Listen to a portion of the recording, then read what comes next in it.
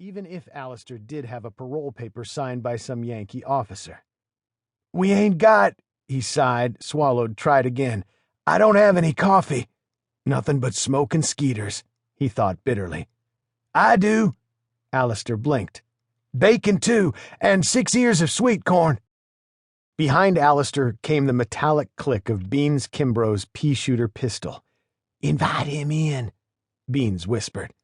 "Well," Alistair licked his lips.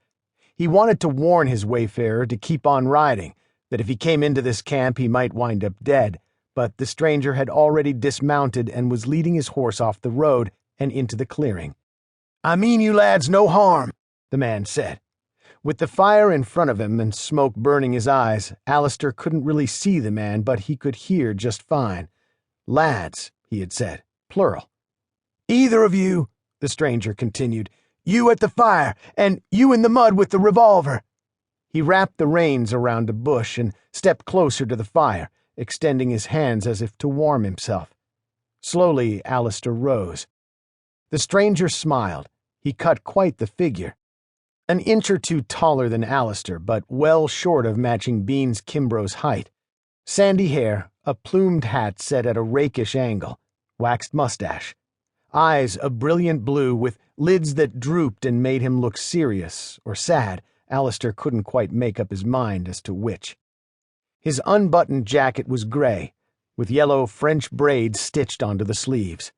Tan trousers stuck inside black boots.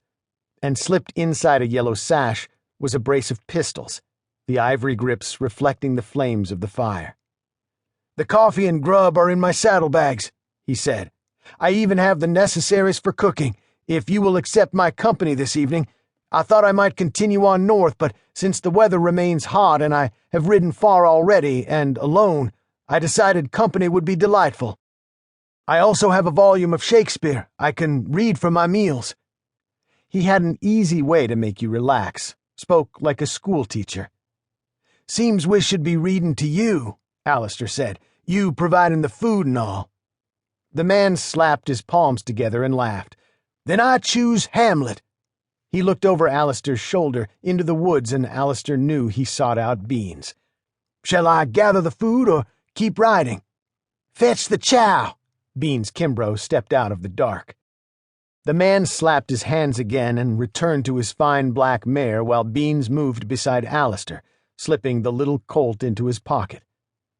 When the stranger returned with the saddlebags and a canvas sack, Beans straightened, and his hand gripped the weapon's butt.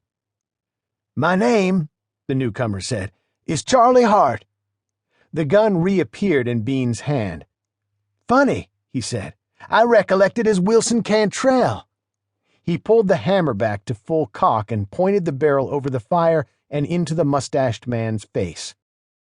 The stranger was a cool one. Alistair had to give him that. All he did was grin. "Quantrill, actually," the man said. "And William, not Wilson." Ignoring the pistol, he lowered the saddlebags and squatted, opening one, retrieving coffee, small pot, and 2 cups. They'd have to share.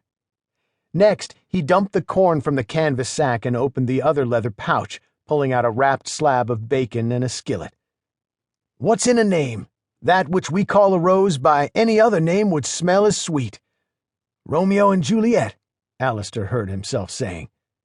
Quantrill, or Charlie Hart, whoever he was, looked up from unwrapping the bacon, those eyes sparkling in appreciation before he finally turned his attention to Beans Kimbrough, who hadn't lowered the revolver or eased off the trigger. "You have me at a disadvantage, young man. You know me by any of my names, but I cannot quite place your face, which, trust me, is rare for me. Last December, I was at my Uncle Morgan's plantation when you come by." The sandy-haired man nodded at the memory, drew a knife from a sheath hidden somewhere on his back, and began carving thick slices of bacon.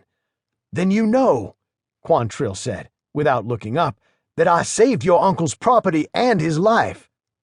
"There are those," Beans shot back out, "that figured maybe we should have hung you. Hanged is the correct usage, young man." He dropped the slices into the skillet. "Let us not mince words, gentlemen.